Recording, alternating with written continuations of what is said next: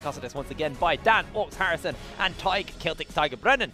Gentlemen, we have a really great game coming up here. Yeah, it's a hype matchup. Both teams struggled a bit in their semi-finals. They both had 2-1s. It wasn't completely convincing, but they made it through. This is the final tournament. It's worth the most points, and they are here to play, and they're here to win.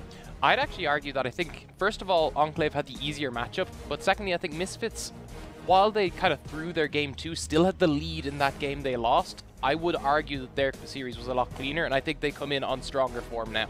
There was a big throw in game 2. It was a big throw, yeah, fair. That's what makes me go, it wasn't clean, because they kind of hard through a couple of times in that game. But the game by Excel as well wasn't particularly clean as well, so it was a very scrappy game 2.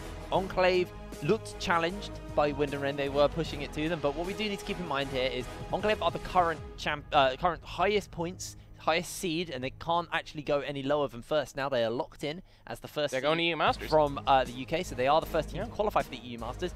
Misfits locked themselves into 3rd place, so this is a matter of pride. This is a matter of momentum. Getting this win here for both of these teams gives you that nice little kick going into the grand finals in September and the playoffs coming up next week. Well, the big thing when we interviewed Prosper yesterday is he talked about how going up against Diabolus was the biggest challenge for them, because last time they just got absolutely smashed in lane.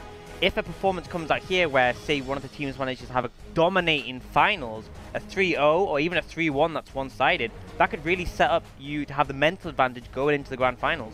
And if you're looking at dominance coming out from Enclave's side, you got to look towards Rift as well in the top lane, who has had some crazy performances for them. I'm interested to see whether you can pull this off against a revitalized Misfits, though. Yeah, absolutely. Well, we obviously are in the qualifying tournament for the 4th tournament, or 4 total. And if you guys are joining us, where have you been? What have you been doing? Why have you been missing out on Forge of Champions, the greatest UK League of Legends you can get your hands on? But I'll give you a little rundown of exactly how this tournament runs so you can have an understanding of what's on the line and exactly what to play for. Obviously, you can see the grand finals is best of 8 teams. The Forge of Champions is broken up into 4 qualifying tournaments, 1, 2, 3, 4. Each one worth more than the last, so you can get more points per win. The qualifying tournaments themselves are split up into 2 sections. There's first of all the open stage and the scoring stage. Now, the open stage, that is open to as many teams as can sign up over on the website. It slowly whittles its way down to the 8 surviving teams, but then advance through to that all-important scoring stage. The 8 surviving teams from the open stage then have to match up versus the 8 teams from the Premiership, and a round of 16 starts, working it all the way down to that final, which is worth cash prize, and also, like I said, more points from the last one. So, as you can see, Enclave won qualifying tournament 3, would give them a lot of points. If they win this, they just excel above everyone else. And then you do move your way forwards to that grand finals, which is worth cash prize as well, which is going to be very big. And the qualifying tournament starts, sorry, the grand finals playoffs start next week. And obviously what is on the line is a grand prize, cash prize, and also a spot on the European Masters. Also, the team with the highest points coming out of the qualifying tournament also qualify for the European Masters, and they had to play in the play-in stage. What we do have to keep in mind is if Enclave win the grand finals, it will be the 2nd seed in points that will take the play-in stage part of the EU Masters. I believe it's the 2nd place team in the grand finals who get the... So EU Masters is it's based off points and the winner. Yeah. Yeah, so I'd assume you... It's the second place who cut... So it basically, if Enclave... I probably should have had that explained. Yeah, I was going to say, we can wait to confirm that anyway. I'm pretty sure if Enclave make the finals, then their opponent will definitely get into EU Masters. But they are whoever wins overall will get the spot in the group stages. We'll get that confirmed. We'll just see if that's actually definitely the case, because I'm fairly certain it'd still be do points, but we'll find out anyway. Yeah. Yeah, you threw me off there, mate. Well done. We're 2 minutes into the broadcast, dude, and you've done your job. Started early. We've got a best of 5 ahead of us. Warming up. Obviously, if you do want to keep in touch with us, you can head over to us on Twitter, LVPUK. Use that hashtag ForgeChampions4 to talk to us, and you know, just give a bit of communication. Maybe we'll feature a tweet here on the show a little bit later. Depends whether or not Orcs throws it off, or he just decides he's actually going to be a good co-host here and join me. Wow, that's some straight flame. That is some straight flame. Don't worry, Lid. I love you, really. If you do want to also follow us, if you want to catch up on any of the previous games, if you are new to this tournament, you can head over to the YouTube LVP UK as well, where you can catch all of the VODs, a couple of extra little highlight videos and stuff like that. All the goodies over there. Yep, and you can watch the previous rounds, but we're not right now because we will be getting into the finals. No, not right now. So be ready for that. There's probably better games going on right now. Although previous series have been really interesting. I'm really hoping for a good finals though. This is really important. I think the big thing is Misfits, like, they want to be the team from the UK. They Yeah. were last season. They've had a struggle at the beginning, and they're slowly working their way up. And Enclave with this team who, you know, you said it yourself, we kind of underestimated Enclave. I think a lot of people have, is because in the first tournament they had an underwhelming performance. People didn't think it was much of a big deal. They're like, okay, Enclave with the fourth place team from last split. They didn't do that well in the EU Masters, whatever. But they've worked it up. They came second in the second tournament. They came first in the third tournament, and now they're in the finals again. They've constantly been improving throughout, and I think that's the difference, is that Misfits have gone from being a very struggling team. They made drastic changes, and it really sorted things out. But Enclave have made that slow improvement, and that's why they've flown under the radar for some extent. But they are #1 for a reason, and I think it's going to be a hard matchup for Misfits. Well, let's see how both of these teams actually made it here, as we do have a bracket, so you can see what went down in the round of 16. Obviously, Enclave did take on Wind & Rain yesterday. It was a 2-1, and they were able to get themselves the first spot in the grand finals. Excel, after them, had to take on Misfits Academy, and Misfits Academy get themselves a 2-1 over Excel. Arguably not clean, but Celtic is going to disagree with us on that, and obviously this will leave us with Enclave Gaming and Misfits Academy, the current kings of the UK, taking on the guys who flew under the radar, but they really showed up to be dominant, and I think this is going to be a very hard game to call, because they're both very decent teams. Yeah, and I mean, as much as you can argue whether it was clean or not, I think the big thing is that no team came out of yesterday and thought, okay, we played perfectly. I mean, you're never going to, but there's a lot they had to do better, there's a lot they could have done better, and I think going into this, you're going to try and shore up those problems, otherwise, I mean, it's obvious the other teams, I know for a fact Enclave were watching Misfits series because it was dependent on their EU Masters spot, but they'll be watching it and thinking, look what Misfits mistakes they made, look at the Baron calls that they decided to go for, which really backfired, and they can think, we can punish that. I'd even say that there's the more punishment, which you saw Excel actually do, was in the early game when they got into the lanes with the jungle pressure. That was huge for them. It really put the bot lane in a bad spot in game 3. They managed to recover, but the question is, can Enclave then pressure that further? You know, you just get the jungle pressure. Can you go for tower with that and keep pushing forward? It's one of those weird ones as well, because before every time we do a broadcast, I always speak to you about what's our lane to watch. Who's the players we want to be watching? What's the matchup that's going to be the most special here? And between Misfits and Enclave, it's actually very hard to call, because there's two lanes that stand out, mid and top. Yeah. Eren and Leader have very similar play styles. They're both like that. Yasuo is going to be hotly contested, same with the Akali. And then you've got Shikari and Rift, who are also two top laners who cannot be laughed at, cannot be disrespected, because they're very, very solid, and they've been around for quite a while as well. I mean, I think after the performance Shikari had against Sendo yesterday, I think, at least in this current form, you can argue that these are the two best top laners in the UK. They're going head-to-head. It's going to be an exciting matchup, and again, Leader and Eren, they like to play these aggressive champions like these two are like the Akali, and I think a big part of it, a big part of it is going to be how the draft goes. Obviously, the advantage on blue side is you're going to have first access to some of those big champions like that you saw, but the advantage of red side is we've seen the counter pick be so effective, so it's going to be interesting to see how they take advantage of that and how it ends up turning out. I'm going to be curious to actually track the junglers through this series as well. Because what we saw yesterday was Afflict actually putting a lot of attention on Prosper and Chrisberg, and knowing that Shikari and Leader were fine in their lanes. This time they're equally matched, or at least like in a less safe matchup for them. They're going to be playing into people who will be able to challenge them. Are we going to see Afflict go, okay, Chrisberg and Prosper at the lane, I want to make sure gets ahead and just leaves Leader and Shikari alone? And does Monkeys do the same? Because the bot lanes are arguably the two lanes that will require a little bit of assistance. Or do you just try to get Leader or Shikari or Eren or Rift snowballing early? So there's quite a few options open to these junglers. And I mean, you're the jungle special here, Tyg. So you can maybe break down like Afflict and Monkeys' differences as junglers. Yeah, and I'm going to say a lot of this comes from draft as well, which one of them will have priority in different lanes. But from the jungle perspective as a whole, it's going to be Afflict, who has generally been constantly ahead in farm. So I'd expect Monkeys will be the one looking for those maybe level 2 ganks that you saw Taxer do so well in the previous series. I think follow through with that form and see if you can get something rolling in the lanes. I don't know how fully effective it'll be as the game goes on, because we saw that Misfits were able to recover that even in the bot lane. I think it was Chrisberg was 0-5, and it just didn't matter because the whole game continues to scale forward. They did really well as a team. I think that's the best place for Enclave to start, though. I think my opinion is that both these teams have played quite safe with their bot lanes. You've seen Prosper and Hado both pick up the Tahm Kench regularly, even the Prosper take the Shen, so they can offer support to the rest of the team with those global ultimates. I think, however, stylistically, these teams match up quite similarly. I think one of them could get an edge by coming and going, right, we're going to switch things up. Let's say we put our top lane out a bit more of a safe matchup, and we decide to invest heavily in the bot lane. It could throw the other team off guard. And remember, this is a best of 5, so I think you can afford to go in with a bit of a different strategy, because it's going to be hard to call who comes out ahead if they play how they've been playing throughout this tournament. Again, it just comes out to who's the better players or who gets the better draft. But if they mix things up, they have the chance to throw the other team off. And one of the things else I do like to hit on as well, a little bit with Monk is, as a jungler, is he is the smite god in the UK. He has it. EU Masters, I believe he got 2 or 3 smite steals on Baron Nash's. The ESL Premiership weekend as well. He took about 2 Barons, I believe, as well. Insomnia, the last one when me and you did it, he stole live on the stage. Like, this is a guy who, if a Baron's up and you're attempting it and he's alive, you've got to be questioning. Even if he's a lower level than you, there's always the element of Monkeys is around, and he is very, very good at stealing objectives. And I think that's super important, because we saw Misfits make some very questionable Baron plays yesterday. We saw that was one of the big reasons they lost that game 2 against XL. And Monkeys is really a player who will punish that. I wonder, though, how much that'll play into it, because I think one of the biggest strengths we've seen from Misfits is they were able to completely vary their style in Game 3 from their previous 2 games. They went full aggro comps previously, and then they went, okay, they've banned most of Leader's aggressive champions, let's play a slower game, but still played it forward. I think I'll call it more of a tempered aggression they brought out in Game 3. They showed that they can vary that style based on how they want to play their comps.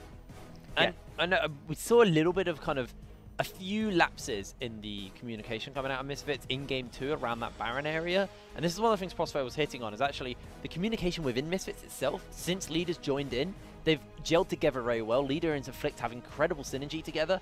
And where there was once a gap in communication, like just a black hole in the middle of the map, that's now been opened up, and communication flows freely around the team, so they're able to communicate.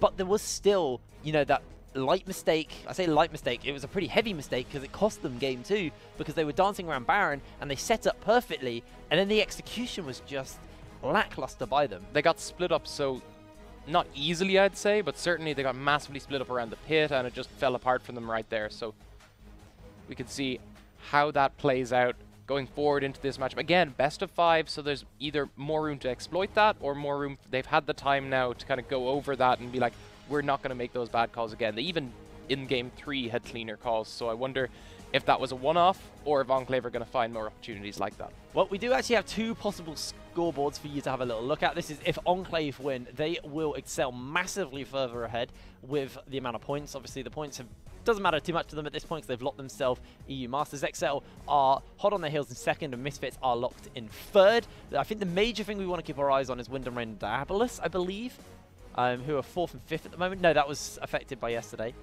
So this is going to be, obviously, if Enclave win, and if Misfits win, hopefully we can bring that up and I can show you the difference. Enclave will still be locked in 1st. What changes? Nothing. The order's exactly oh, it's the the seeding change. Yeah, the seeding's the same. I mean, what I do like is you get a different team having won every single qualifying tournament, but you could see that it brings XL and Misfits a lot closer as well. Yeah, but at the end of the day, the seeding is going to be the same. Obviously, going into our grand finals, it decides who you're up against. The 1st seed will play the 8th seed, 2nd seed will play the 7th seed, and so on and so on. So that we have an idea. Well, we know exactly who's going to play who going into the next round. It's going to be some heated matchups. So there are 2 possible outcomes. They don't really change a lot, but there's still so much. What does change is the mental of the teams, not the points. It's not about that. It's about winning. It's about going into this playoffs next week and going into the grand finals in September live here in Barcelona. And if you come in winning the last qualifying tournament, everyone's going to take you a little bit more seriously. You know, Enclave, they won qualifying tournament 3, and now people go, okay, this is a serious team. This is a serious threat. Like you said, they've been improving, and it was qualifying tournament 3 when they really stamped their mark and said, we are here as a contender for top team in the UK. We don't want to be top 4. We want to be in the podium position. We want to take 1st. I think the big thing for me as well is going forward, you now have this, like, I want to see more of them, like, probe maybe some new strategies, as we were talking about before, because you have a best of 5. First of all, you could afford to do that and still win, but also you can now look forward to the grand final and go, what can we get away with? Where do we think the weaknesses might be as we play up against these teams that we're likely going to come up with against again in the grand final? I mean, I think a big test is how the players handle pressure. I think particularly for Misfits, this is the first best of 5 that they've had throughout the entire series, throughout the entire season. Yeah. And they've only recently got Leader onto their team. They've recently got their coach Zen back. This is a good test for them to go, right, what are our weaknesses? Obviously, some were exploited by XL yesterday, but this should be a big real test that helps them lead into the grand finals and improve them, hopefully. Yeah, there's going to be a lot on the line for both of these teams. It's all about that mental, as we will be loading through into picks and bans very shortly. I can't hear a word right now. That is very loud. Hopefully it's not as loud for you guys at home, as we are going to see the Z taken away. Enclave recognizing that leader looking very good on that. Yeah, interesting decision though, because we obviously saw XL try to ban so many champions away from Misfits, and we felt like maybe that was going to be the viable strategy. The difference here though is Enclave is on the blue side. They don't have to ban away everything. They can pick the Yasuo if it's left open. They can pick the Akali if it's left open. The only problem is they've shown they don't play the Zed. Not going to get their hands on Akali because it gets removed. The issue is you're blind picking this then, and you've kind of locked in that it's very likely a mid lane pick. Yeah. From their leader gets the counter pick. Is that something you want to offer him with someone who's had such a wide and aggressive champ pool? I think it depends. I think it depends what you leave open, because they've taken away the Yasuo. They've taken away the Zed. Sorry, they've taken away the Akali. If they picked up the Yasuo there, what else could leader play into that that's effective? Well, Aatrox, I mean, Talia, and Aurelia, really hitting his taken away. Leaders rises up, so I think Enclave could well be looking to first pick it for Aaron. It fits his champion pool as well, yeah. I think the Yasuo, if the Yasuo is left open, I think Aaron will take it. They can't leave the Yasuo open for leader and not pick it themselves. I 100% think this is the first pick Yasuo if it's left open. Well, unless they have a counter pick ready for it. But that's going to be the ass. Misfits aren't going to let it happen. They respect the fact that Aaron will play Yasuo and they ban it away. They can still get the Rise though now. If they don't first pick it. If they want to first pick it though, that's the question. What do they want to be putting priority on? And if they do pick that, you still have the option for Chris Berg and Prosper to take the Zyra Khan in this first rotation. They don't reveal what leader's doing, and they had a great game one yesterday on the Zyra Khan. Prosper setting up for ganks really, really well. Absolutely, and it looks like they're just going to take the Gragaspear, and not even invest in that mid lane pick. They understand that there's going to be counter picks to the side of Misfits. If they pick one of the lanes too early, they risk giving double counter pick over to the red side. They're just taking a safe jungler, again, and can flex to the top on top of that. Yeah, I'd still like to see the Rise pick up tier for Misfits, because it's been something that has been prioritized so heavily against them. I'd love to see how effective leader is on it if he can get that comfort pick. Yeah, absolutely. I think now you're at the point where if you pick Rise in this rotation, you can't, as they look like they might do, you can secure the counter pick for Shikari in that top lane, which you know is going to be so useful against Rift. Again, Rift shows if he gets a good matchup, he can't dominate over someone like Kerberos. I think Shikari is a stronger top laner, but even so, you don't want to put him into an unfavorable matchup. And in fact, if you're giving him advantage, he's shown he can take that to Sendo and really challenge it. No, I'm waiting here to see what's going to lock in. So I figured they'd lock in a mid laner up against him. So Orianna, I think it's going to be what Enclave want to be a very safe mid lane, and I imagine what leader will want to be a relatively push forward and try to maybe get some roams off kind of lane. One thing to note is this is 8.16, and Orianna did receive a slight nerf to a base MR in the early game. Doesn't seem that significant, but a little less safety, especially when you look at Misfits. Sejuani and Rise both have magic damage. Might sting a bit harder. Well, Varus is going to get locked in for Enclave, so giving Bendy that kind of on-hit, that late-game insurance this time. And I think we expected a lot of action to happen in the top and mid, and this kind of reveals to me that Enclave, they want to play a little bit further back bot lane and just let him farm up until he's kind of the next carry in line. I'm not necessarily certain, because I think Varus has been such a massive pick for both Bendy and Chrisberg throughout the season. It could well be just, we're going to have more comfort than you in that bot lane. Yeah, which makes a lot of sense, and it looks like Misfits aren't going to let the Varus be picked alone without the Ashe. Both of these AD carries can pick to have a lot of sustained DPS, have a lot of engage offered from an AD carry position, and they've decided just essentially to match. And this is something interesting, because you said how these teams matched up similarly stylistically, and you can look from the drafts. They both picked a tank jungler, they both picked these relatively safe AP mage mids, and they both picked these engaged utility AD carries. They're matching each other 1-for-1. Well, we are seeing the Tahm Kench banned away. We were expecting that, to be fair, with Prospect and Haddo on the board. And when you've got a Varus and an Ashe, you're basically taking away just that kind of safety by removing the Tahm Kench. I expect to see some priority on the Morgana. If it doesn't get banned, Misfits should first pick it.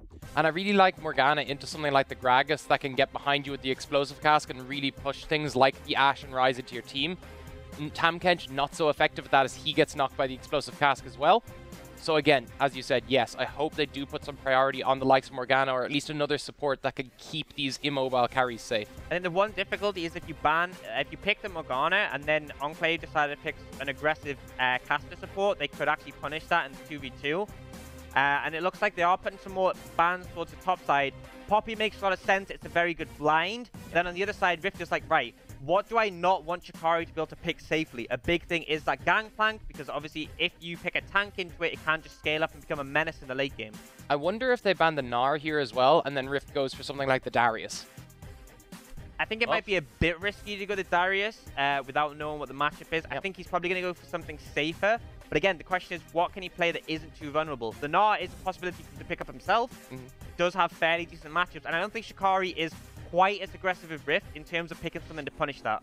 Well, I mean, looks like we're going to see Misfits actually get themselves the Braum here for Crossfair. Morgana was taken away, so they take the next kind of best defensive option. But it has decent 2v2 as well with the concussive blows. Has great team fighting with the Glacial Fissure, and there's so much synergy, like you said, between these two. And one of the big things I was talking about how disruptive the explosive cast can be. Braum is one of the best people at blocking that with his Unbreakable. We saw that in the series yesterday. There's a great Unbreakable that did block off a cast that would have killed off a Flick. So once again, running with it.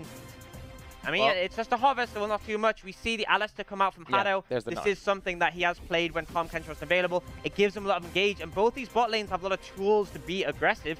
And then the Gnar blind makes a lot of sense. Yeah, that's why I thought they might ban it and pick up Darius for themselves, but Gnar, absolutely great blind too. I see what Misfits are looking to round out there, really. That's the question.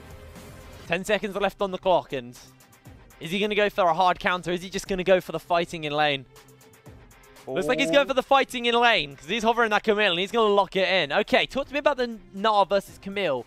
Gnar obviously has the advantage in the early levels because of that range advantage, but if Camille gets on top of him, and Gnar's in mini, that's the great thing about Camille, is that you can choose when you want to fight.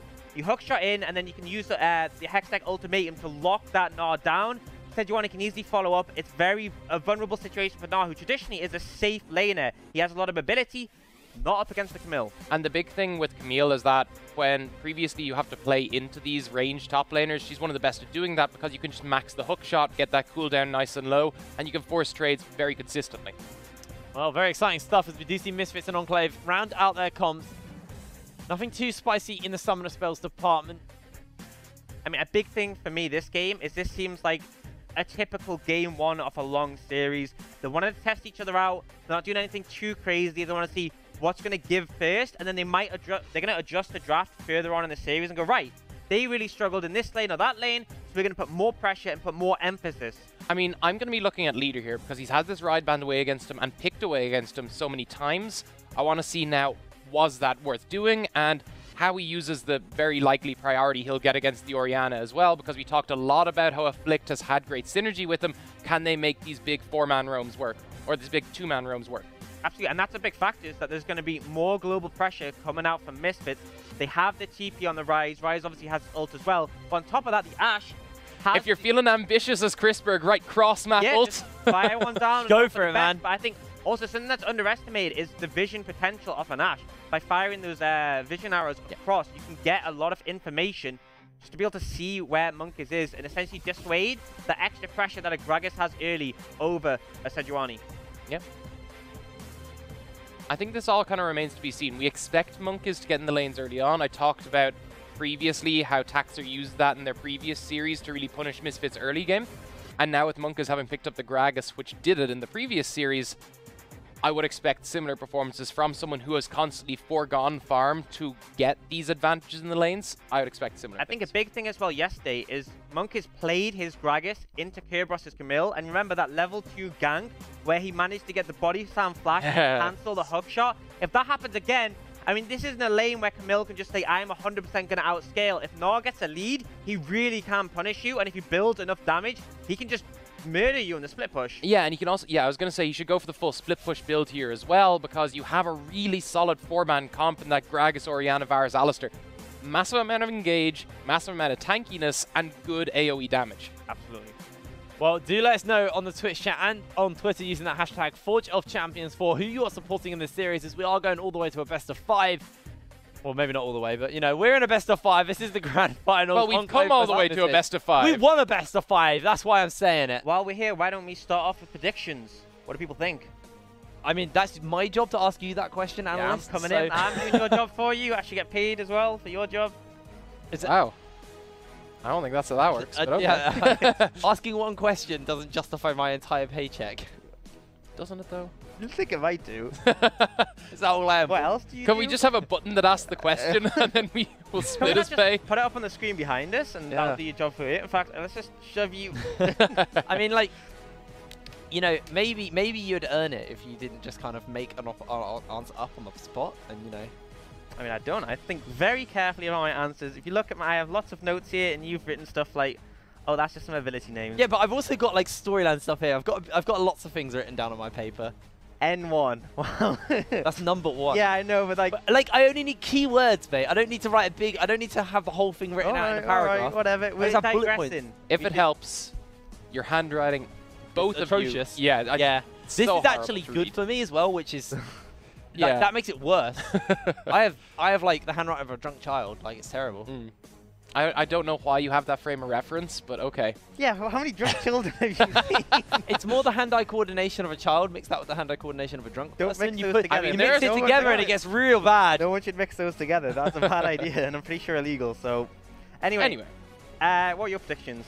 I think Misfits are coming in with stronger form, to be honest. I think while Enclave and Misfits both showed weaknesses, I think Enclaves were more noticeable. I think the games dragged out when they shouldn't have an Enclave in Wind and Rain, whereas Misfits, they dragged out because they were spending their time establishing vision and such.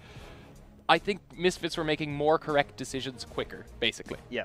So give me a number as well.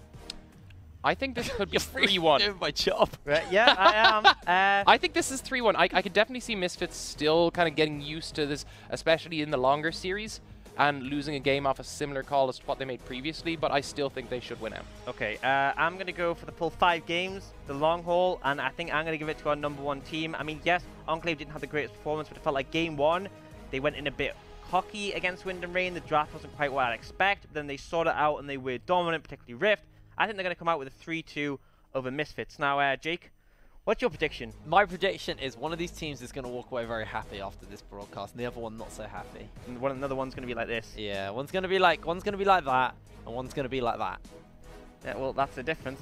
Thank you for the prediction. Well, you know, write that down. Hipbrain thinks a team is going to be happy. So, you're thinking a 2-1? Oh no, sorry, 3-1. A 2-1. Yeah, I mean, I thought they were just going to give up at that point. Yeah, like, you know, surrender. And you're thinking a 3-2. 3-2, yep. Over to Enclave, okay. Gonna be a long night. Yeah, you're in for the long haul, you are. We did actually find food last night for anyone who was worried about us. Take us we went like half an hour away from our hotel. Yeah, it was a big old trek. And we had a lot of food. Yep. Orcs ate too much food. He didn't tell you what he did when he got home. He didn't feel very well. Yeah, didn't feel very well. I felt a bit ill, but we're not going to talk about that on stream. They also had guacamole on my burger, which I did not know was a thing. Yeah, it was. And I had it, and I do not want it to be a thing anymore. Yeah, it was guacamole terrible. burger does not sound appetizing to me. Extensive guacamole. Like, we had nachos as well, and there was just like a big heaping help on a guac. And don't get me wrong, I like guac, but there's a limit. There were bacon nachos as well. Like that was so good. Bacon, cheese, melted cheese nachos was absolutely gorgeous. But you don't need to hear about food anymore. We're not hungry. We're all eating up. And these teams are taking to the Summoners Rift for the first time in this grand finals for the 4th qualifying tournament. And Misfits need to get this win under their hat. Yeah, a big confidence boost it would be for the team, especially going in this grand finals. This is the sort of reformed Misfits roster who want to branch off from their success last split. And seeing just a bit of aggressive trade in the bot lane. To be expected, the Alistair not too favorable in those level 1s. You kind of need both your abilities, your Pulverize and your Headbutt before you can really be effective. See now the Corrupting Pot start for both mid laners here. I kind of like this, especially for the Rise. We were just talking about how Oriana's base M4 got nerfed. Corrupting Pot gives that little bit of magic damage burn as well. So you're going to see that little bit more damage in each trade coming through now. Absolutely. Actually seen Rift struggling a bit in the top side. Has let the lane push into him. But you see, he is quite a bit behind in CS. And again, it's only 6, but this is level 2. See, I was watching Monkas here because I thought maybe he could go for an early gank, especially onto the Rise that normally pushes up. I think he was considering, but decides, you know what, I'm going to secure the Scuttle here as the lane is relatively even in the mid lane. I mean, spotted on a ward as well, so they are now fully aware of it. So Leader shouldn't really get caught out. That might have been a big reason why Rift has played so respectfully, because he's aware of the fact that Afflict could have gone for a level 2 gank, so he's like, right, I'll let the lane push into me, it'll forego a bit of pressure, but it means I'm not going to get level 2 ganked and essentially throw the whole lane away. Mm-hmm.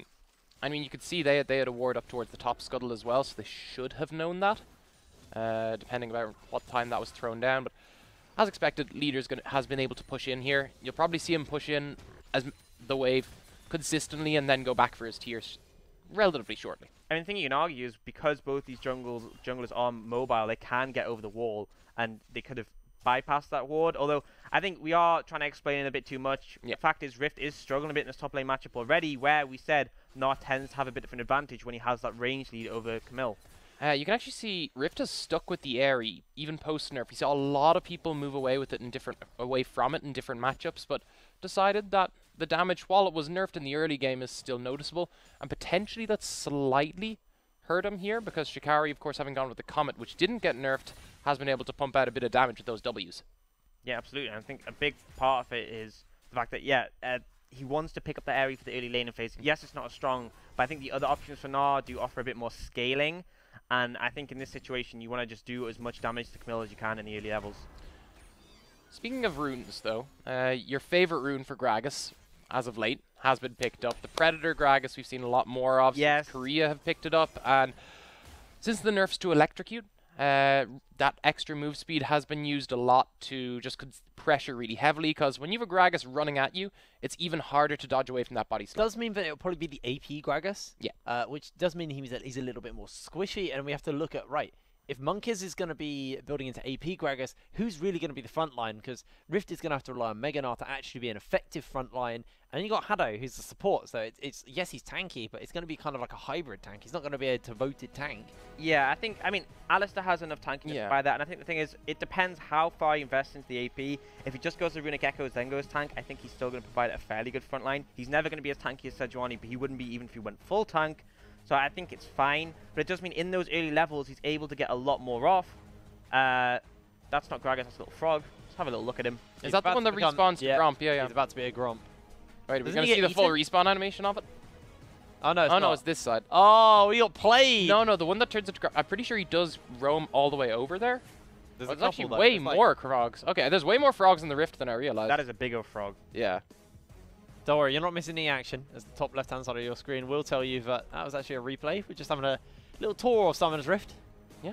But we are back into reverse back into games. Now the pressure's kind of shifted around, but it looks like actually there's going to be a Flitz coming in. He's going to flash forward, misses the Winter's Wrath, and the hook shot comes out from Shikari. It will actually miss the knockup, but they are going to lock him in place. Underneath the turret, Rift is trying to stay alive, and he does so!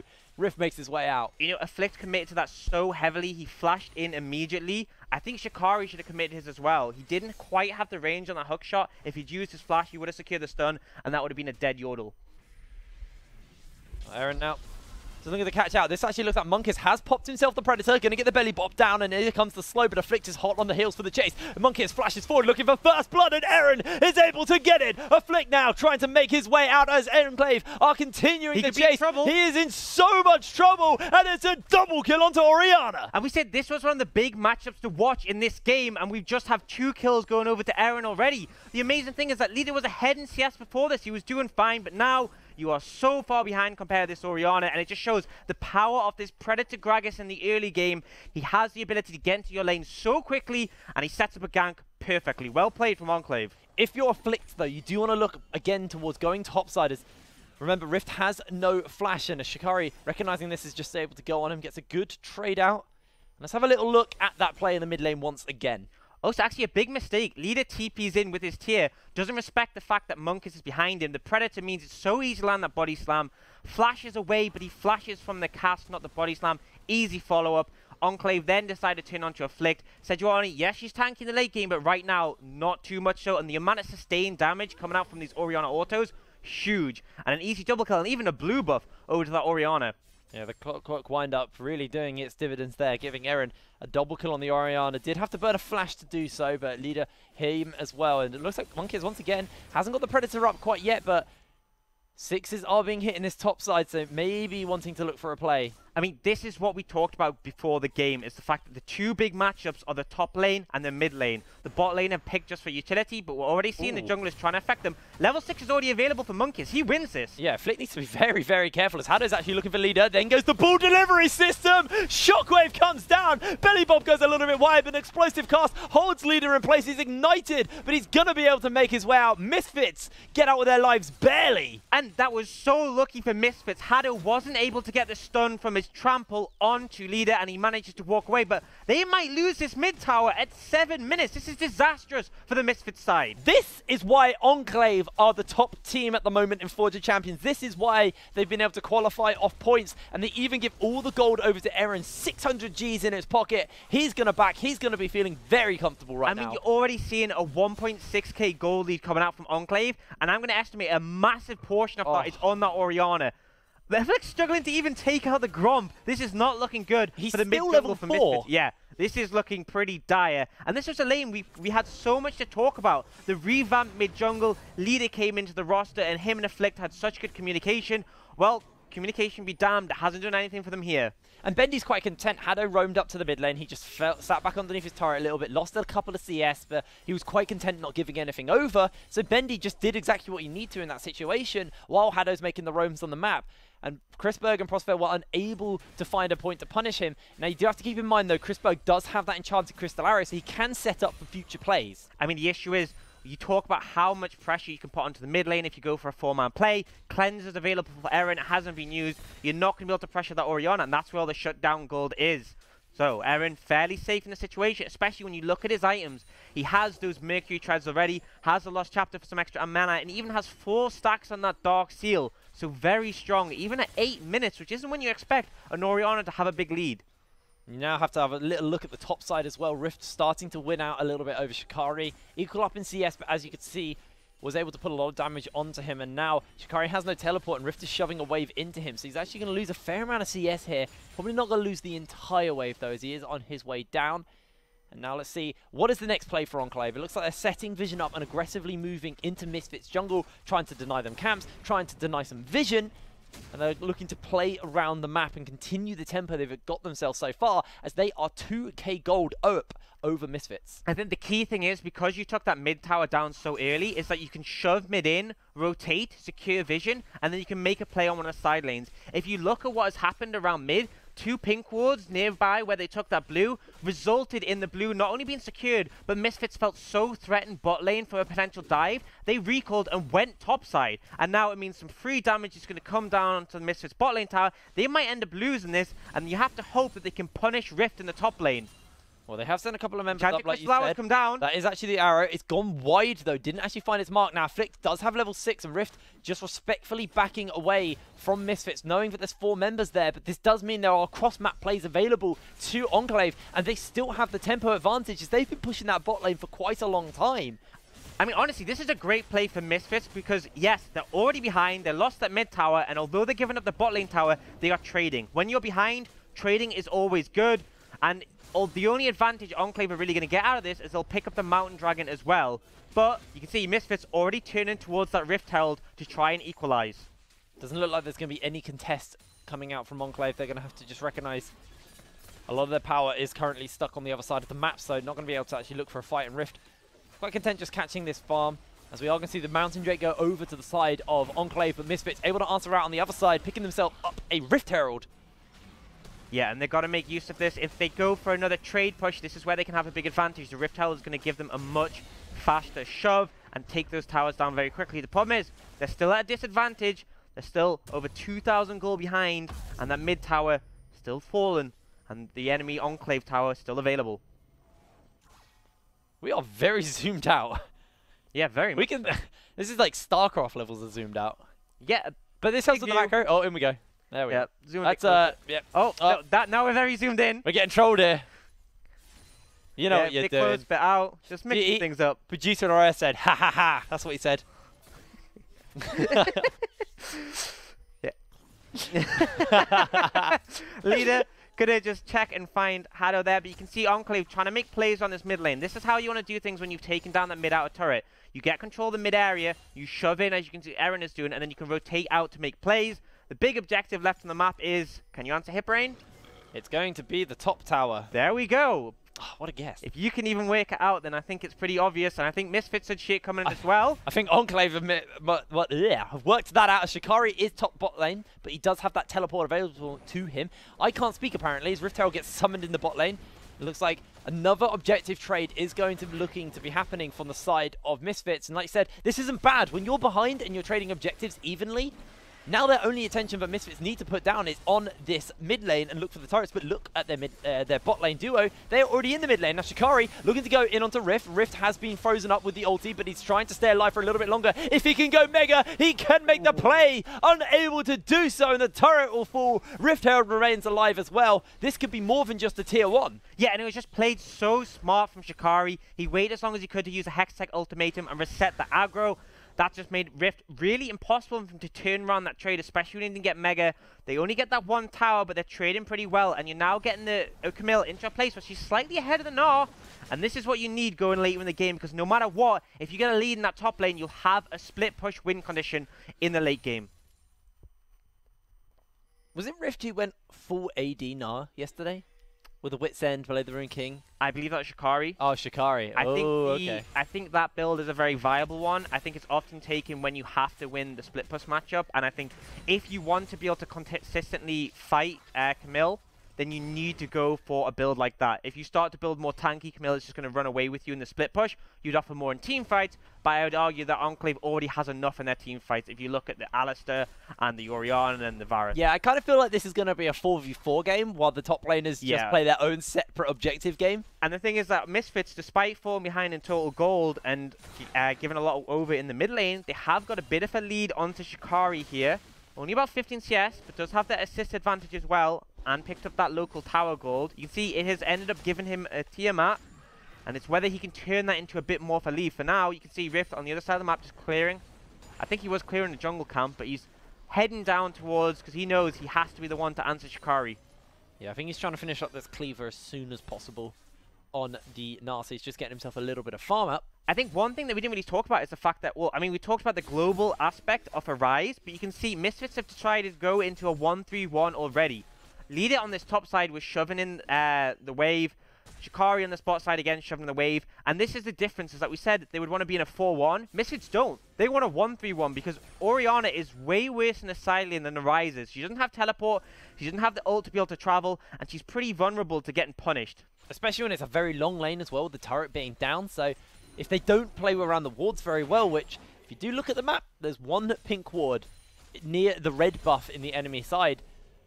Everyone can get caught out, everyone can get punished here, and Leader could be the person to do so, because he can realm warp multiple members in behind the Orianna, and suddenly you're getting caught out. And this is why we've seen Prosper and Haddo both put a lot of attention on the Tahm Kench pick, because of the flank Abyssal Voyages, bringing a couple of members with them, or at least one member with them, and then looking for these flank plays. So that option is still available to Misfits because they're running the Rise. Yeah, and I think one of the big things here is the Dragon is going to be available in the minute 30. Misfits know that they have this lane pressure advantage, so they send Leader top, they want him to shove the lane out, and they will start to shove in really heavily once the Dragon spawns. So Enclave, if they don't answer it, they'll miss out on the CS. The problem is, what Enclave have done is they brought their Orianna down to the Dragon area, and they've used the extra strength of having an extra member, particularly a 2-0 Orianna, to secure vision control around this area. And you can see Shikari is now coming in to clear up, but he has to be a little bit careful. There is the chance of getting picked off against a team with so much engaged like Enclave has. You can see both the ADCs have got themselves some sustain out with their Blade of the Ruined King, so they're going to be able to cut through these tanks a little bit easier, but the main thing about that is the attack speed, also the lifesteal they're going to have in their kit. Both able to lock down targets, and with the Chains of Corruption, if you get a good team fight, those chains can spread and root multiple members. Absolutely, and it's a great one for the team fight, especially if you can land a shockwave and all of them. Something to note, you now see Rift go up to the top side. He wants to be the furthest away from the objective because he is the one with teleport. If someone needs to grab that bot wave, then it needs to be either Eren or Bendy, because it is the closest lane to that dragon, and that's where you want your members to be. This Infernal Dragon is something that neither teams want to give up, and when there's only 1k gold between them, there's no reason to. This is probably going to be where the major fighting starts, where the major advantages start to come out from these teams if a fight breaks out. And like you said, vision control heavily in favor of Enclave for the moment, and we do see Misfits will have a problem if they go blind into this jungle. Rift has been sent up to the top side to deal with Leader's push. Both of these players do have their teleports available. Rift actually maybe just looking for the all-in. Nars in back, gets Rune Prison in place, but he stuns him through. Rift now actually could be in a bit of trouble as Leader looking to turn it around. An overload goes out, and Eren and the rest of Enclave will be starting up this Infernal Drake, and there's going to be no contest from Misfits. Yeah, and it's just the vision control coming out from the side of Enclave, paying dividends. They managed to pick up the Infernal. The problem is, though, look at this Rise. Yes, he's only slightly ahead in CS compared to the Orianna, but he's not laning against the Orianna at the moment. He's against the Gnar. And because of all those trade plays that came out for Misfits and Enclave, Rift fell really far behind in farm, not compared necessarily to his lane opponent, but compared to other champions on the map. Also, Rift has obviously itemized to deal with Shikari because he knows most of this game is going to be split pushing, so he's building armor with the Ninja Tabby. He has 0 magic resist. And Leader now with the Archangels, actually, Eren actually getting engaged on here. That's going to be a lot thrown down. Shockwave only lands onto one. Eren pinned in place with the Hextech Ultimatum. They are just going to cut through him, and Shikari finds the shutdown. Yeah, and the cleanse was there, the flash was there, but when you have no one there to back you up, it's not enough. Misfits threw everything at Eren, and something finally stuck. Oh, that's actually a Chains of Corruption. Gonna land on, but Shikari forced to flash over the walls. He hook-shotted away, but was pinned in place. Turret will stand. Shutdown goal goes on to Shikari still, though, and he's going to be able to finish up this Triforce very soon. Yeah, has closed the gold gap pretty significantly. Only 400 apiece. Do have those 2 very significant dragons over the Enclave, though. Question is, how much of a difference will they make? You now see that Ceres Embrace fully stacked on the rise. He's going to be very strong at this point in the game. Just backed. No doubt going to pick up some more items here. Morello normal can get started up for Eren as he has got himself that Oblivion Orb. Working towards just that flat magic pen he gets off it. Grievous Wounds is going to be useful as well because life still has some sustain. Oh, sorry, the Chrisberg has some sustain with the life still on the Blade of the Ruined King. But the main things are going to be about that pen and that burst damage you're going to be able to put out. I think that's a big thing. The big 2, well, not even 2 items, the big 1.5 item spike is the Luden's Echo and the Oblivion Orb. It gives so much burst. Really, if you hit a big shockwave on some squishy members, it is going to hurt, even at this early point of the game. I do want to hit on how Enclave have been constantly inside Misfits jungle, denying buffs. They stole a blue buff away just before they took the Elder Drake, so the Infernal Drake, and now they've moved up and been able to take themselves a red buff, and they even have the time to gift it over to Bendy. Misfits not playing around the vision very well, and Enclave, they just have superior vision. They've moved all this vision up into the top side of the map, and it's like a Christmas tree, all lit up. They have complete knowledge of everything that is going down in this top side of the map, which does mean that Enclave are just able to freely roam around enemy territory. And they're actually looking for this top tower. The other side of Misfits are trying to push in mid, but they might lose a top in it in return. Shikari has to back off, can't defend alone.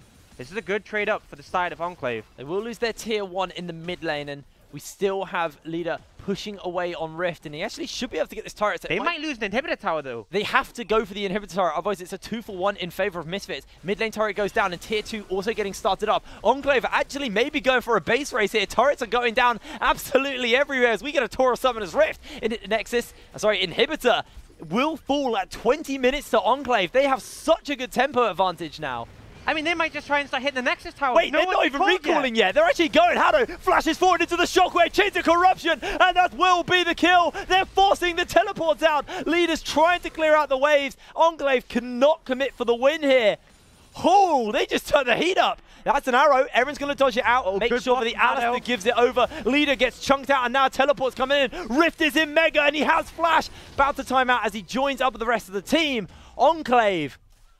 Whoa! I mean, that was a game of nerves, and I think Enclave came out ahead. They just pushed and pushed, and they took down the inhibitor. Yes, the gold remains relatively even because Misfits traded up in towers, but this inhibitor is now down. It's going to make things difficult when they're shoving in. Bendy took a QSS really early in this matchup, actually, recognizing that Chrisberg's going to be looking to ult him. So he's actually gone into quite a lot of safety here. Will sacrifice a bit of damage early. I mean, it's not just that. It's the fact that look at the team as Misfits. Everyone has an ability that you can QSS. The only one that it's not that useful against is the Camille. But you look at the Rise, that massive root, the Sejuani stun. I think it's a great pickup because right now, he needs to stay alive more than put out a ton of damage, especially when this Fed Orianna is doing that for him. But we're talking about Fed. Look at Leader's Rise. This is why it's banned away from him. He knows how to pick up waves, he knows how to pick up farm, he knows how to split push, and he's now at 258 CS at only 21 minutes. I mean, he's already completely equal in item. Yeah, considering the extra kills going over to the Orianna, and the extra first tower gold, he's managed to remain even in items, and potentially if he keeps going at this rate, he might be able to pull ahead. Scary, scary stuff. As Rift actually has got himself, he's building towards that Frozen Mallet. So obviously he's committing for the more damage-orientated, the split-push-orientated build as Afflict. Does need to be a little bit careful. Enclave stepping forward, looking just to clear out again more and more waves. So Chains of Corruption actually do get thrown out into Prosper. Not going to spread. Just fishing for that potential engage in Rift. Got a big wave stacked up with him, looking to try and push in and pressure his own turret. But look at Leader on the other side of the map. Still has that Realm Warp, so if he needs to get out of the lane and move in and look for a potential flank, that option is available to him. Oh, you see Enclave actually going aggressive here. Looks like Prospect could be in trouble. She's going to walk it out, but they end up losing this mid tower. Question is, can Leader trade on the other side of the map, or is Enclave just going to keep taking objectives? Remember, Leader's push will be naturally slower as he's working into these super minions.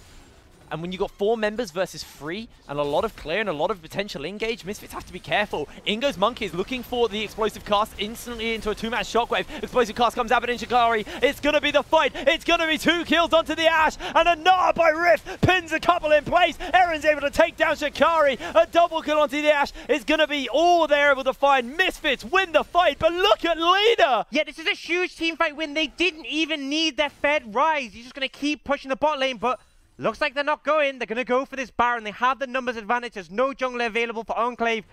This should be a relatively easy Baron pickup for them. And you can see Erin and Hado, they recall. They're not even going to try contest this. They know this is pretty much gone. This is a huge win for Misfits. Well, Hado is actually hanging about, just seeing if he can try and get a bit of a pick. Afflicts losing a lot of health. This Baron going down very, very quick, and not going to be any answer coming through. Baron Nashor at 23 minutes. This series is so back and forth. I mean, this is the worst case scenario for Enclave. You try to go aggressive in the mid lane, you end up losing 4v5. Let's just see this play again. It looked so good at the beginning for the side of Enclave, and it just wasn't enough. Yeah, absolutely. Well, we are actually going to see... Oh, we'll see it now. But yeah, so you see, Monkus goes in, but as soon as he body slams, the ult from Afflict slows him down. They just lay a CC onto him as he has the tower aggro, and they take him out very quickly. And then Shikari comes in on the flank. Bendy actually ends up with tower aggro. He falls so fast, and that's what really just turns the fight into Misfits' favor. Although they managed to get Shikari off the back end, the fight is already very lost at this point. And the thing is, the Fed rise, Leader's Fed rise, just pushing bot lane. He didn't even need to be there. He's just cutting through those super minions as well. That was 2 rotations, and the super minion was almost dead. I mean, that's the thing, is that Rise has great wave clear, so he's able to split push. The one issue that has come from Misfits play in this situation is they are giving a ton of farm to Leader and taking a lot away from Shikari. But honestly, at this point, I don't think it matters. He's at 303 CS at 24 minutes. They're playing for this Rise to get strong, and oh boy, is he strong. Well, it's been banned away, picked away, taken away from Leader so many times, and now we're seeing exactly why. You said in Champ Select, this is kind of about feeling out your opponents, seeing where your weak spots are, seeing where their weak spots are, and it looks like Misfits looking for a push here onto all of Enclave. Rift is closing his way, and the turret will go down, and maybe a little bit more of a play, but Hado can't quite close that gap, so there is no shockwave available. I mean, one of the big things that we didn't talk about is the fact that they took this inhibitor down so early. It has done nothing for Enclave, but it has given these constant super minions over the Leader. He's just been getting free gold from picking up these massive minions as often as he wants. This has actually backfired massively for Enclave, not just because of their misplay on the Baron, but they've now fallen so far behind. Leader's level 16 to Erin's level 14. 2 level advantage. And that's a 3-1 Orianna versus a 0-1 Rise. Yeah. You wouldn't think that level discrepancy would be so large. He's got his Zhonya's Hourglass. Farm wins game. He's now over an item over Erin at the moment, who's just sitting on a needlessly large rod. Curious to see whether or not it gets into the Spellbinder or the Death Cap here. I assume it'll be the Death Cap. That's not the problem, though. The problem is that who is going to answer Leader, and that is Rift. He is so weak on this Gnar. He has an item and a half, even less than Erin. He's behind in CS. He doesn't have those 3 kills, and they are trying to get him to answer Leader. It is just not possible. Enclave are under pressure to try and find an engage soon, otherwise they're just going to lose from the split push. Well, Chris Berg's also picked himself up a QSS now, so he's a little bit safer. So all these options of who are you going to be able to kill, because Rise is very fed, it's going to be hard to cut through him with his Zhonya's, with a Ceres, with the fact he gets his passive shield. He's level 17 now. Erin is still level 14. And these Baron's minions will be timing out fairly soon. They've got about 1 more wave left for the side of Misfits, but they gained all they needed to. They got an open inhibitor in the top side now to work with. So whoever kind of wins these next major fights will be able to open up the base even more and look for a potential push. Yeah, Enclave really need to find a good engage soon, or they're just going to end up losing from this 1-3-1. It is a bad situation for them to be put in, and the problem is Baron's off the table right now, but Infernal Dragon is coming up. A Baron will come up a bit after that. If you aren't able to contest those objectives because you're locked in your base, you have no chance of getting back into this game. Well, The Ocean Drake was picked up fairly recently, so that Infernal, sorry, will be a little ways off before Misfits can get their hands on it, or Enclave. It feels like so much more has happened in this game, considering all of the action we've seen. But we're 27 minutes in, and the scoreboard's only 4-5. It feels like there's been so many more fights, so many more deaths. But both of these teams just disengaging constantly whenever they get engaged onto. I mean, this is the difficulty when you're playing against a composition that wants to split pushes. You may want to look for fights, you may want to engage. Misfits are fine with that just not happening. They're playing this 1-3-1 perfectly. And the thing is, although it's a while to wait for those neutral objectives, it's not important. Because they're so shoved in, they secure vision control in those areas. And not only that, they're able to pick up 2 entire jungles, which just means the lead they have in terms of XP is going to keep increasing and increasing. And then when those objectives spawn, they're going to be in a great position just to move to them. And the problem is, Enclave are going to struggle to contest where they have absolutely no vision. I wonder if Rift now switches into the full tank build, or if he hard commits like Shikari did and just go for like a wit's end at this point. I think you have to build for the split push because that is how Misfits are playing. And I think the engage and the team fight isn't going to come from you. He bought a ruby crystal on that base. Okay, we're not going to find out. Could potentially go for a variety of items with that. We don't really know for sure. That's not like a Blade of the Ring King or a wit's end is what we saw last time. That is true. He could go for something like a Starix. He's actually looking for Shikari. Oh, flashes forward, misses. Slow Shikari flashes out as well. So close, but not quite enough. Does end up trading flashes, so not too bad in that situation. But again, there's just nothing to Misfits' pressure, apart from the fact that Shikari has to play a little bit safer.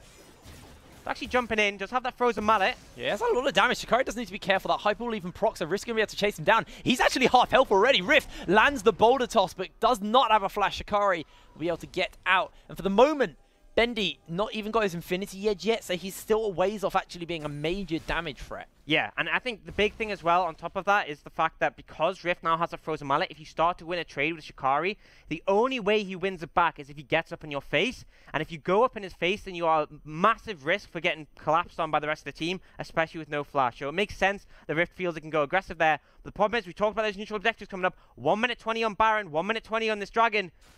Enclave need to find some space. They need to try and contest the vision in these areas. Right now, they're trying to get a shove in mid. Can they even contest these without any of the vision that they have? Well, with Rift building slightly tanky, it does scream to me that Enclave recognize that they don't actually have priority on the map anymore. They've lost complete control of it, so they're going to have to look for a big team fight, and Rift has kind of sacrificed some of this split push build for the ability to stand in a fight for a little bit longer. Bendy has now finished up a GA, so didn't even opt into that Infinity Edge. Puts him a little bit slower down on the amount of damage he's going to be able to do, but does obviously provide into that survivability.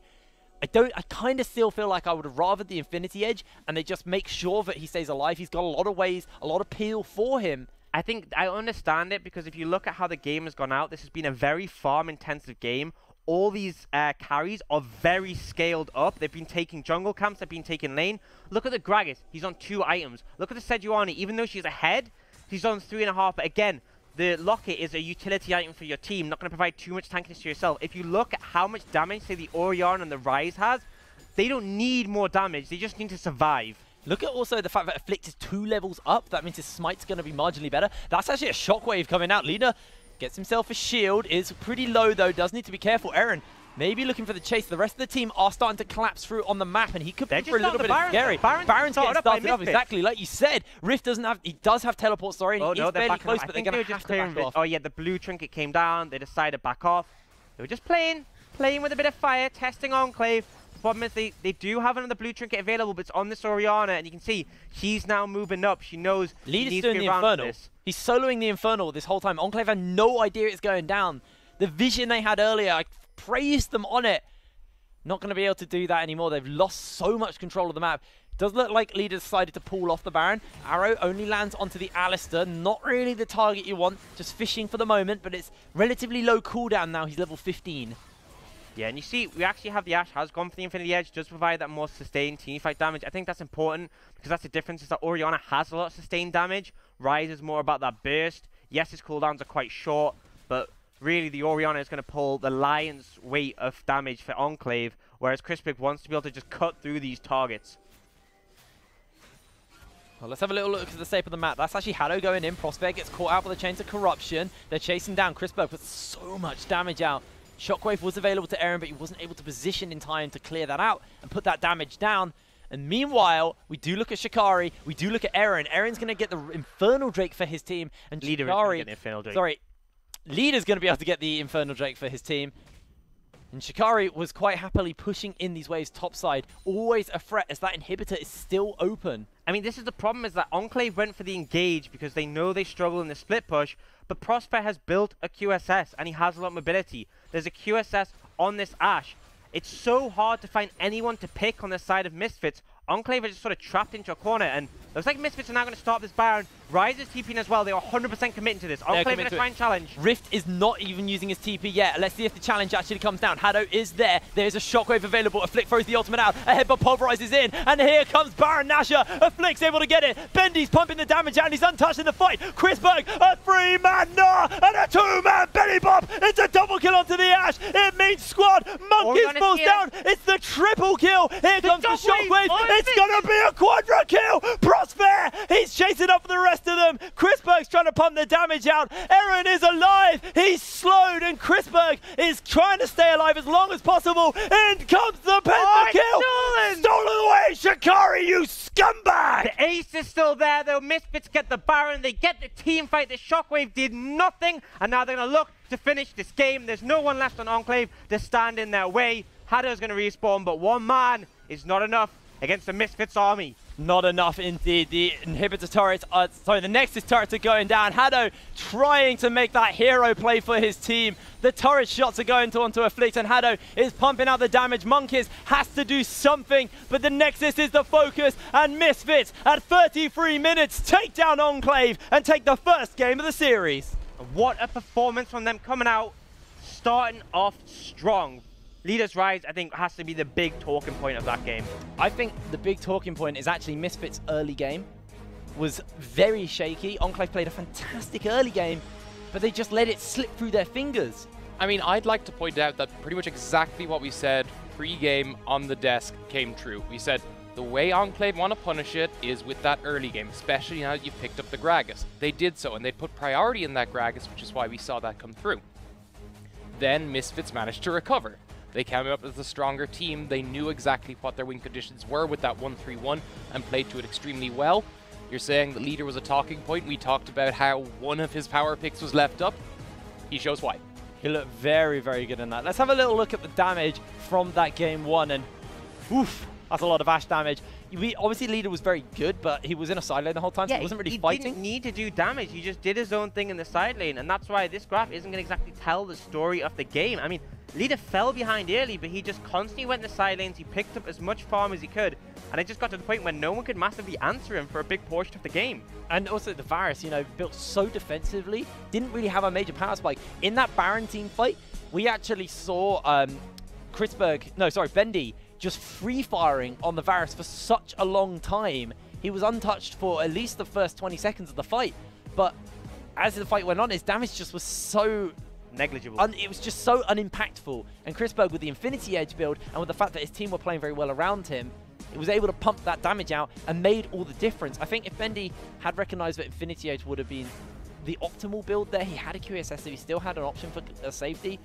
And in a fight where you have a G8 and you remain untouched, or an Infinity Edge and you remain untouched, the damage is just so different. I'd actually pull back further. I think, you know, while that is all up for debate, I think pulling back further to when Enclave actually had the momentum, they go for this dive under mid tower while leaders split pushing, and they just get destroyed. Because what happens is you go for this E flashes Gragas, and Sejuani just locks him under tower. He's not tanky enough to survive under tower. On top of the fact, Crystal Arrow into the Sejuani. Yeah, just so much like. He just got Freylorded, man. He yeah, just got Freylorded it was just super a bad hard. Tower dive coming up from Enclave because they were desperate. And the thing is, when Misfits took that second Baron, they were already 7k ahead. I think that was the big issue. And it's the fact that they just lost out on the split push. I think they picked the Orianna into the Ryze, and they went, okay, this is going to do okay in lane. Yeah, it did okay in lane. But it couldn't handle his split push. And I think if you go into a situation like that again, you're going to have to go, right, what can we pick in the mid lane that, yes, does okay in Ryze, but also can deal with him in a 1-3-1, because that's where they lost out. I don't even think it's you need to deal with him in the 1-3-1. You need to get those team fight engages off consistently. Like, if you're sending Gragas under tower when he's not tanky enough, he should at least be very quickly followed by an Alistar who can help him out. And what happened was you had Gragas stuck forward, and everyone else is saying, geez, dude, you look pretty far in there. that looks rough. That wasn't engage. So it seemed like the team communication was a little off on one engage, and sometimes, especially when you have good teams like this, that one engage is all it takes to flip the game. And I mean, Misfits do get themselves the first win of the series. Now, Enclave had a fantastic early game. We can't fault them there. Their vision control was very well. They played to their own tempo. They had complete control. If we need to look into game 2, Enclave need to repeat that early game, but just shore up some of these mid-game mistakes they were making and maybe not over-committing for the fights and fix up that communication like you said. And I want to look back to Afflict because this is the second time we've seen someone pick a Gragas into them and the lanes just haven't been able to survive and Afflict hasn't been able to have as good a showing because of that. I'd be wary if I were him. Maybe try prioritize that jungle pick, get yourself something strong, and see if you can show up instead. I mean, the thing is he came up ahead in farm, and he did succeed in that regard. It's Sejuani, though. But I know, exactly, yeah. And I think if he can play in that style, Afflict consistently can get ahead in farm against the other jungler, and Monkey is particularly someone who does fall behind. But on what? It's on a Sejuani. I think if you're gonna play like that, then you should do it on a champion where you have a bigger impact when you get that lead. Solid stuff coming through from the side of Enclave, but sorry, Misfits. But I do want to have a look at now adaptation. Like we said, this was about feeling out, figuring out exactly what these teams were looking to do in the series, where the weaknesses lie. What is going to be the change here? Because Misfits, they showed weaknesses. They won, but their early game was hard for them.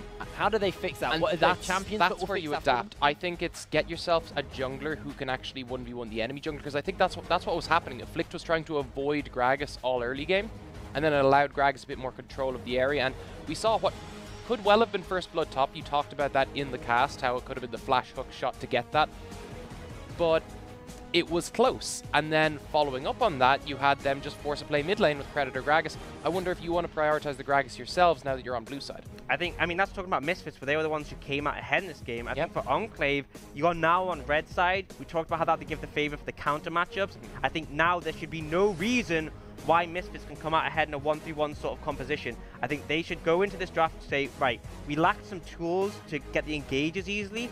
Maybe go for the Ashe themselves instead of the Varus. That means it's a bit easier to find those engages. And then in terms of the split push, don't let Leader get something where he can split push and you can't answer it. Potentially have the Yasuo for yourself to answer that. Maybe give up a pick that's high priority, because the problem is they banned away all the Leader's champs.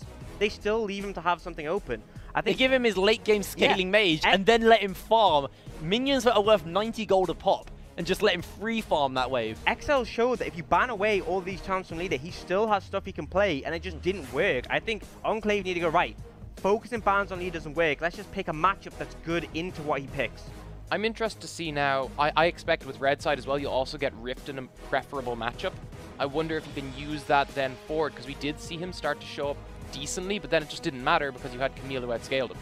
Yeah, absolutely. And I think the big problem as well is that whenever Rift felt he had an advantage, they would just move the Ryze into his lane, and he had no advantage there. Yeah.